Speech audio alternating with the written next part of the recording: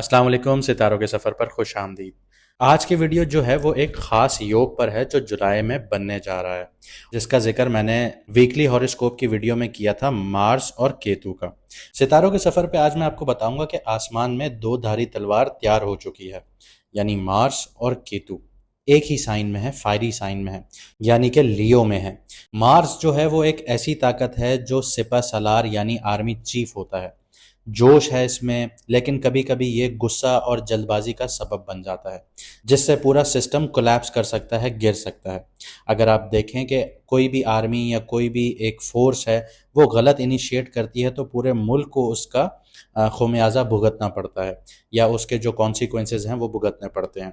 दूसरी तरफ जो केतु है वो राज है, पुराने कर्मों का असर दिखाता है, इंसान को अकेले सफर पर लेके जाता है, बिना वजह के इंसान को दुनिया से गुम कर देता है। मतलब ये कि मजबूरी की हालात में ऐसे फैसले करवा देता है कि इंसान अपनों से दूर हो जाता है।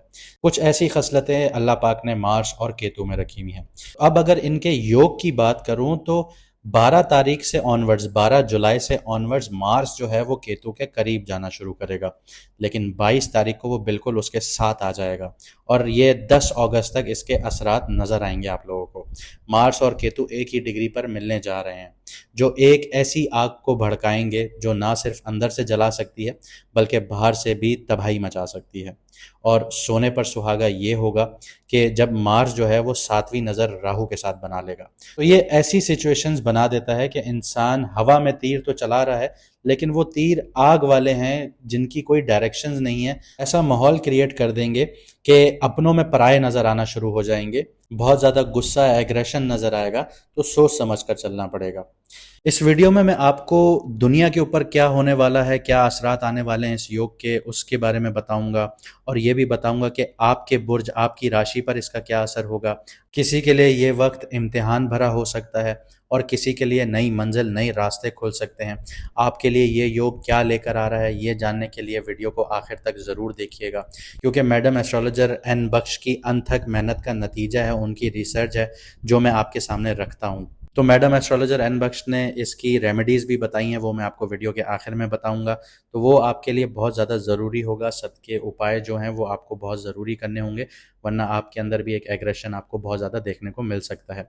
अगर आप नए हैं इस चैनल पर तो सब्सक्राइब करना मत भूलिएगा। जिन लोगों को अपना मून साइन नहीं पता वो कमेंट सेक्शन में अपनी ओरिजिनल या असली डेट ऑफ बर्थ लिखें तो हम आपको आपका मून साइन बता देंगे। हमारी हर वीडियो जो होती है वो मून साइन से होती है, और जो आपके सवाल हैं कि मून साइन या सन साइन में डिफरेंस क्या होता है, उसके ऊपर भी बहुत जल्दी वीडियो आएगी। इसके अलावा अगर आपकी ज़िंदगी में इश्यूज चल रहे हैं, चाहे प्यार से रिलेटेड, कारोबार से रिलेटेड, करियर से रिलेटेड या फिर फैमिली से रिलेटेड हैं, तो आप व्हाट्सएप पर मैसेज करके अपॉइंटमेंट बुक करवा सकते हैं और मैडम एस्ट्रोलॉजर एन बख्श की रहनुमाई हासिल कर सकते हैं। अब देखते हैं कि ये योग दुनिया पर क्या असर डालेगा। तो सबसे पहले बात करते हैं ग्लोबल प्रिडिक्शंस की, लेकिन इससे पहले मैं आपको ये बताता हूं कि मैडम एस्ट्रोलॉजर एन बख्श ने 16 नवंबर को एक प्रिडिक्शन दी थी। उसकी वीडियो भी हमारे चैनल पर लगी हुई है, आप जाके देख सकते हैं। उसमें मैडम एस्ट्रोलॉजर एन बख्श ने यह बताया था कि अमेरिका के लिए ये साल तूफानी आफतों का होगा, जबकि हमने ये देखा कि लॉस एंजलिस में आग लगी जो 23,000 एकड़ पर फैल गई और 29 लोगों की जान उसमें गई। इसी तरह अभी टेक्सास में बहुत ज़्यादा फ्लड्स आए हुए हैं जिसकी वजह से 79 लोगों की जान जा चुकी है। ये मैडम एस्ट्रोलॉजर एन बख्श की प्रेडिक्शन थी, जो अल्लाह पाक ने उनकी इज्जत रखी और वो प्रूव हुई। हालांकि अफसोस है हमें इंसानी जानों का, लेकिन जो कुदरती आफात हैं उनके बारे में मैडम ने बताया। लेकिन अब हम आपको बताते हैं कि जो ये योग बना है केतु और मार्स का, और मार्स राहु को देख रहा है, सैटर्न उल्टा हो रहा है, तो इसके असरात दुनिया पर क्या होने जा रहे हैं। सबसे पहले बात करते हैं जंग की और तनाव की, यानी कॉन्फ्लिक्ट्स की, क्योंकि मार्स और जो केतु का योग है वो एक कॉन्फ्लिक्ट जोन क्रिएट करता है। तो साउथ एशिया की बात करें तो इंडिया, पाकिस्तान और चाइना का जो एक्सेस है उस पर बॉर्डर्स पर कॉन्फ्लिक्ट्स देखने को मिल सकती हैं, टेंशन्स बढ़ सकती हैं। खास तौर पर कश्मीर और लद्दाख का जो एरिया है ये बहुत सेंसिटिव रहेगा। मिडल ईस्ट की बात करूं तो ईरान इजराइल का जो मुआहदा हुआ है उसमें तनाव भरी सिचुएशंस क्रिएट होंगी और डिप्लोमेटिक क्राइसिस देखने को मिल सकती हैं। और अगर ये क्राइसिस उभरे तो यूएसए के लिए बहुत ज़्यादा बैकलैश का सामना होगा, स्पेशली ट्रम्प साहब के लिए, क्योंकि ट्रम्प की जो ये डील थी, ट्रम्प ने जो ट्वीट किया था कि बैकडोर डिप्लोमेसी के थ्रू हमने ईरान और इसराइल की जंग बंद करवा दी 60 दिनों के लिए, तो ये माहिदा टूट भी सकता है, अचानक से स्ट्राइक आ सकती है, क्योंकि यहाँ पे गुप्त जो दुश्मन हैं वो उभर सकते हैं। अब सऊदी अरब या यूएई की बात करूं तो इनकी जो लीडरशिप है या जो इनकी रॉयल फैमिली है, उसमें कोई नाखुशगवार न्यूज़ आ सकती है, कोई हेल्थ से रिलेटेड इश्यूज आ सकते हैं, या फिर आपको डी थ्रोन होते हुए भी कोई नजर आएगा। आगे बढ़ते हैं, यूक्रेन और रशिया की बात करते हैं तो दोबारा से कॉन्फ्लिक्ट बढ़ने के चांसेस हैं, नेटो या बेलारूस भी इन्वॉल्व हो सकता है यहाँ पे। यूएसए के ऊपर प्रेडिक्शंस दूं तो अंदरूनी फसादात देखने को मिल सकते हैं, रेस यानी ब्लैक वाइट का, या फिर पॉलिटिकल जो पॉलिसीज हैं उनकी वजह से सिविल अनरेस्ट देखने को मिल सकता है। आगे बढ़ते हैं, पावर्स और लीडरशिप में जो है वो क्राइसिस देखने को मिलेगा। इंडिया की बात करूं तो सरकार पर प्रेशर या मिनिस्ट्रियल चेंजेस आपको देखने को मिलेंगे। अपनी जो रूलिंग पार्टी है इंडिया की, उसमें आपको अंदर से ही क्रैक्स नजर आएंगे, अंदर से ही अपनी पार्टी के खिलाफ बोलना शुरू कर दिया जाएगा। पाकिस्तान में बात करूं तो आर्मी और सिविलियंस लीडरशिप्स के दरमियान फ्रिक्शंस पैदा हो जाएंगी। इसके अलावा ईरान और इसराइल की बात करूं तो पॉलिटिकल या हेल्थ इश्यूज की वजह से लीडरशिप क्राइसिस देखने को मिल सकते हैं। रशिया और सऊदी अरेबिया की बात हो तो अंदरूनी हलचल या डिप्लोमेटिक कोलैप्स देखने को मिलेगा। डिप्लोमेटिक जो डील्स हुई हुई हैं, जो बैकडोर चैनल से डील्स हुई हुई होती हैं, वो टूटती हुई नजर आएंगी। अब कुदरती आफातों की बात करें तो मैडम एन बख्श ने, जैसे मैंने आपको बताया कि 2024 नवंबर 16 नवंबर को जो प्रिडिक्शंस दी थी अमेरिका के बारे में कि कुदरती आफात उधर बहुत आएंगी, तो दुनिया ने देखा कि जनवरी में लॉस एंजलिस में बहुत बड़ी आग लगी जो 23,000 एकड़ पर लगी। इसके अलावा अभी जो करंट में आप वीडियो देख रहे हैं, इसी के साथ साथ आप गूगल पे जाके सर्च कर सकते हैं कि टेक्सास में फ्लड्स आए हुए हैं, जिसकी वजह से 79 लोग अपनी जान से हाथ धो बैठे हैं। तो ये कुदरती आफातें चल रही हैं, लेकिन जुलाई और अगस्त का जो महीना है ये बहुत खतरनाक साबित होगा। यहाँ पे अर्थक्वेक बहुत ज़्यादा देखने को मिलेंगे दुनिया में, फ्लड्स बहुत ज़्यादा देखने को मिलेंगी और ख़तरनाक फायर इरप्शंस होंगी, जंगलात में आग बहुत लगेंगी। जो इनके अफेक्टेड एरियाज होंगे वो Japan, Nepal, Indonesia, Türkiye, California, Australia, Bangladesh, China, ये सारी कंट्रीज अफेक्ट हो सकती हैं। अब बात करते हैं मार्केट की, मईशत की भी बात कर लेते हैं कि ये जो योग है मईशत पे क्या असर डालेगा। गोल्ड जो है वो फिल वक्त ऊपर जाना शुरू होगा और वो एक बबल बनाना शुरू करेगा, लेकिन जैसे नवंबर आएगा ये गोल्ड एकदम से अपनी करेक्ट पोजीशंस पर आना शुरू होगा, जिसकी वजह से लोगों को बहुत ज़्यादा नुकसान का सामना करना पड़ेगा, क्योंकि गोल्ड का ट्रेंड अभी बहुत ज़्यादा ऊपर जाना शुरू करेगा, जिसकी वजह से लोग बहुत ज़्यादा बाइंग करेंगे। और जैसे ये बबल ब्रस्ट होगा या जो प्राइजेज हैं वो करेक्शन होंगी या गोल्ड डिप लेगा, तो लोगों को बहुत ज़्यादा नुकसान का सामना होगा। सिल्वर की बात करूं तो चांदी का दाम जो है वो ऊपर जाने के इम्कान बहुत हैं, खास तौर पर जुलाई से अक्टूबर तक। अगर मैं एग्रीकल्चर के हिसाब से बात करूं तो ऑयल और व्हीट और जो आपका चावल है इसके दाम बढ़ सकते हैं। क्रिप्टो की बात करूं तो क्रिप्टो में बहुत ज़्यादा उथल पुथल देखने को मिल सकती है। क्रिप्टो से रिलेटेड कोई स्कैंडल सामने आ सकता है, किसी एक्सचेंज को हैक किया जा सकता है, तो लीगल इश्यूज यहाँ पे बहुत ज़्यादा क्रिएट होना शुरू हो जाएंगे, जो इसके बाद एक पूरी रेगुलेटरी के अंडर क्रिप्टो को किया जाएगा। तो ये सारी चीज़ें यहाँ पे डेवलप होना शुरू होगी। अब देखते हैं कि इस योग का आपकी राशि पर क्या असर पड़ रहा है। बात करता हूँ लिब्रा वालों की, यानी कि तुला राशि, यानी कि बुर्ज मिजान वालों की। तो आपके 11th हाउस में ये योग बन चुका है, लेकिन इसका जो असर है वो आपको 12 जुलाई से बहुत ज़्यादा नज़र आना शुरू होगा, लेकिन पीक पर जब होगा वो 22 जुलाई होगा और 10 अगस्त तक इसका जो असर है वो आपकी ज़िंदगी पर आपको नज़र आएगा। अगर आपने इस बीच में गलत फैसले लिए तो 10 अगस्त के बाद भी आपको इसका जो असर है वो नज़र आएगा। दोस्ती में आपको धोखा नज़र आ सकता है। इनकम जो आपकी है, पैसा जहाँ से आपको आता है वहाँ पे आपको ब्लॉकेज नज़र आ सकती है। पैसिव इनकम की बात कर रहा हूँ, जो आप एक तो सैलरी लेते हैं और आप एक दूसरे बिजनेसेस से कमा रहे होते हैं। जो दूसरे बिजनेसेस वगैरह होते हैं वहाँ से आपको जो पैसे की इनकम है वो रुकती हुई नज़र आएगी। किसी ने आपकी पेमेंट करनी है तो वो रुकती हुई नज़र आएगी। इसके अलावा जो आपका सोशल सर्कल है वहाँ पे आपको जेलसी नज़र आएगी अपने लिए, लोग आपके खिलाफ बातें करना शुरू करेंगे।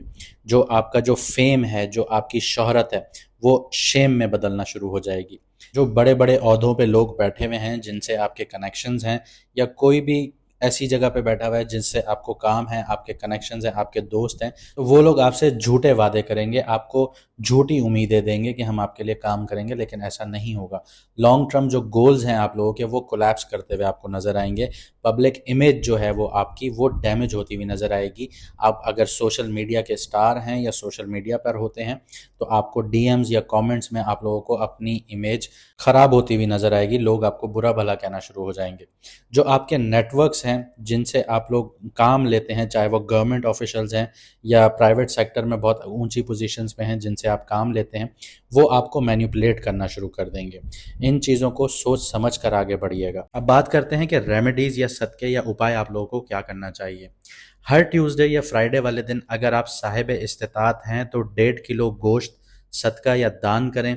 अगर आप गोश्त नहीं ले सकते, लाल गोश्त, तो लाल मसूर की दाल गरीबों को दान करें, सदका करें। इसके अलावा खून जो है, ब्लड, उसकी डोनेशन कीजिए। ये आपकी सेहत भी बेहतर करेगा और आपके अंदर जो एग्रेशन है उसको भी कम करेगा। इसके अलावा नारियल या लाल फल किसी फ़कीर या नीडी को दें, यानी कोई ज़रूरतमंद है उसको दें, इसके पास खाने को नहीं है उसको नारियल या फिर लाल फल, लाल कलर का फ्रूट वो दीजिए। और अपनी नीयत जो है वो ये रखिए कि या अल्लाह मेरे गुस्से, मेरी हरारत और बेसब्री को रहमत में तब्दील फरमा दे। इसके अलावा केतु के लिए मैं आपको अगर रेमेडी बताऊं तो रोज़ाना 10 से 15 मिनट तन्हा टाइम गुजारिए, सिर्फ अल्लाह का जिक्र कीजिए। सूरह कहाफ हर जुमेरात की रात या फ्राइडे वाले दिन पढ़िए। अगर पढ़ नहीं सकते तो सुनिए, ये आपके कन्फ्यूजन या इल्यूजन्स जो हैं उनको दूर करने में मददगार साबित होगी। इसके अलावा हर उस शख्स की मदद कीजिए जो स्पेशली डिसेबल्ड है या माजूर है। अगर उसका हाथ नहीं है, उसकी आंखें नहीं हैं, तो उसकी मदद कीजिए। ये केतु का सदका है और आपकी नीयत ये होनी चाहिए कि या अल्लाह मुझे जो समझ नहीं आ रहा उसमें नूर दे, रास्ता दिखा मुझे। इसके अलावा किसी मस्जिद, मदरसे या जो भी आपकी रिलीजियस जगहें हैं उनमें सफाई का सामान डोनेट कीजिए, सदका कीजिए, दान कीजिए। ये मार्स और केतु की जो नेगेटिविटीज़ हैं उनको दूर करने के लिए बहुत ज़्यादा ज़रूरी है। इसके अलावा अपनी माँ या अपने फादर के पैर धोकर उनसे दुआ लें। अगर आपके अंदर बहुत ज़्यादा ईगो डेवलप हो रहा है या घर के अंदर बहुत ज़्यादा मसले हो रहे हैं तो ये आपके लिए रेमेडी बहुत ज़्यादा ज़रूरी है, क्योंकि यहाँ पे जो मार्स और केतु का योग बन रहा है वो ईगो के घर में बन रहा है, आपके सन के साइन में बन रहा है, लियो में बन रहा है, तो आपका ईगो यहाँ पे टूटना शुरू हो जाएगा। इसके अलावा अगर मार्स की एनर्जीज को आपने सही करना है तो किसी ऐसे मर्द को, यंग मेल को, जो जवान लड़का होता है, और ऐसा लड़का होना चाहिए जो स्ट्रगलिंग फेज में हो, जिसके पास नौकरी ना हो और फाइनेंशियली वो बहुत वीक हो, उसकी मदद करें। या तो उसको जॉब अपॉर्चुनिटी दीजिए या फिर फाइनेंशियली उसकी हेल्प करें। ये आपके लिए बहुत ज़्यादा फ़ायदेमंद है अगर आप मार्स की एनर्जीज़ को ठीक करना चाहते हैं।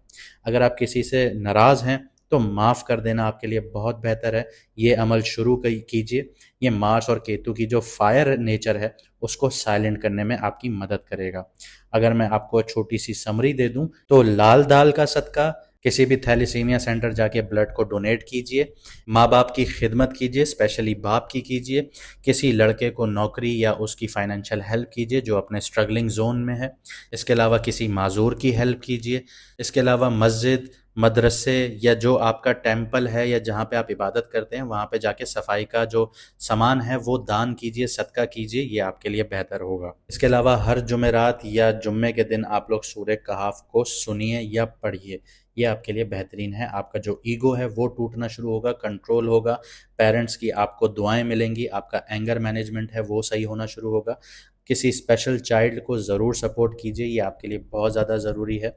और अगर आप नज़र से बचना चाहते हैं तो सूरह नास, सूरह फलक का जो विर्द है वो करते रहिए। तो ये थी आज की वीडियो। उम्मीद करता हूँ आपको पसंद आई होगी और आप इन चीज़ों पर अमल करेंगे जो मैंने आपको बताया, और जो प्रेडिक्शंस मैडम एस्ट्रोलॉजर एन बख्श ने आपको बताई उन पर गौर कीजिएगा। आपको दुनिया में ये शिफ्ट्स होते हुए नज़र आएंगे। मुझे दीजिए इजाज़त, मिलते हैं अगली वीडियो में सितारों के सफ़र पर।